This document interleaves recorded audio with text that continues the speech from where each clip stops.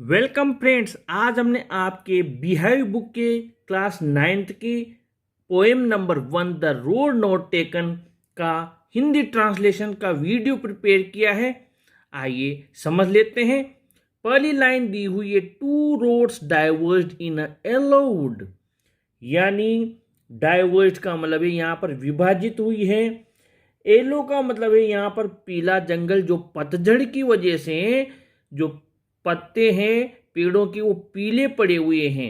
Yellow would का मतलब यहाँ पीला जंगल से मतलब है पतझड़ का समय चल रहा है, यानी पतझड़ की ऋतु में जंगल में एक स्थान पर दो सड़कें अलग अलग दिशाओं में डाइवर्ट यानी विभाजित हो रही हैं।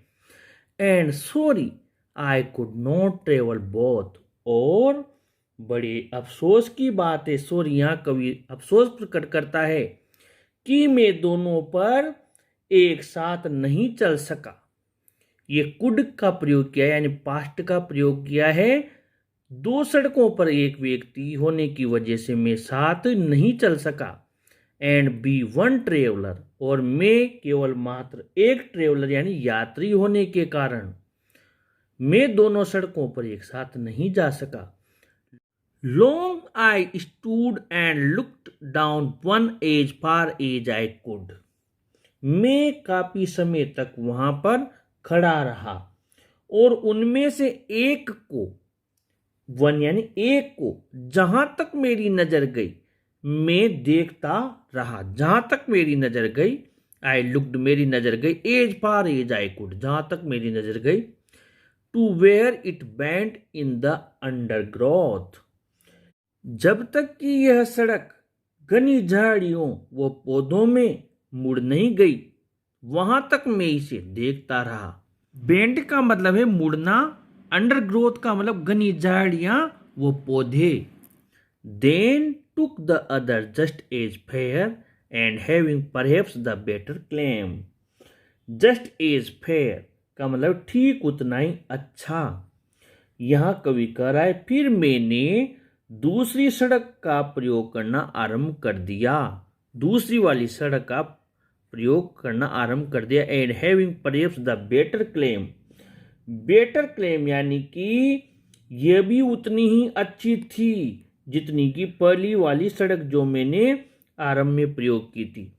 Because it was grassy and wanted wear, और शायद यह दूसरी वाली सड़क है, यह ग्रासी यानी घास से भरी हुई है, ग्रासी, और वांटेड वेयर का मतलब प्रयोग में आकर घिसना चाहती थी। Though as for that the passing there had worn them really about the same, यद्यपि वहां से दोनों सड़कों पर से गुजरने की बात करें तो दोनों लगभग समान रूप से घिसी हुई थी। हालांकि कवि के अनुसार जो दूसरी वाली सड़क है वो ज्यादा हरी भरी थी, यानी उस पर लोग कम गए थे उस रास्ते पर, लेकिन नजर ऐसी आ रही थी, लग ऐसी रही थी कि दोनों लगभग समान रूप से घिसी हुई थी। And both that morning equally ले इन लीव्स नो स्टेप है ट्रोडन ब्लैक, और यहां पर ले यानी फैली हुई थी, ट्रोडन का मतलब यहां पर है पैरों द्वारा कुचले होना। और दोनों उस प्रातः काल को मेरे सामने समान रूप से फैली हुई थी। पत्तों को किसी ने भी पैर से रौंद कर काला नहीं किया था, यानी अभी वहां से कोई भी नहीं गुजरा था। Oh I kept the first for another day, मैंने पहली वाली को किसी अन्य दिन के लिए छोड़ दिया। Yet knowing how way leads on to way, I doubted if I should ever come back. यह जानते हुए भी कि आगे रास्ता कैसा होगा, आगे रास्ता कैसे निकलता जाता है, मुझे संदेह हुआ कि मैं वापस भी आ पाऊंगा या नहीं। I shall be telling this with a sigh, somewhere ages and ages hence. मैं कभी युगों और युगों बाद एक सा यानी आह भरकर यह सबको बता रहा होऊंगा। ये बात सबको बता रहा होऊंगा कौन सी? Two roads diverge in a wood, कि जब दो सड़कें एक जंगल में डाइवर्ज यानी विभाजित हो रही थी, एंड आई और मैंने, I took the one less travelled by, मैंने उस सड़क को प्रयोग में लेना चाहा जिस पर कम लोगों ने, लेस ट्रेवल्ड यानी कम लोगों ने यात्रा की थी।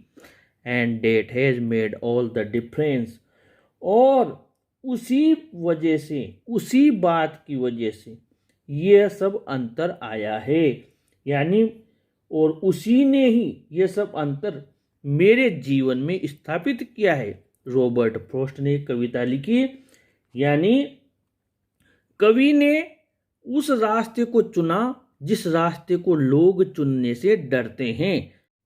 फ्रेंड्स, आप लोगों के लिए हमने इस पोएम की common explanation, reference and context भी बना रखे हैं।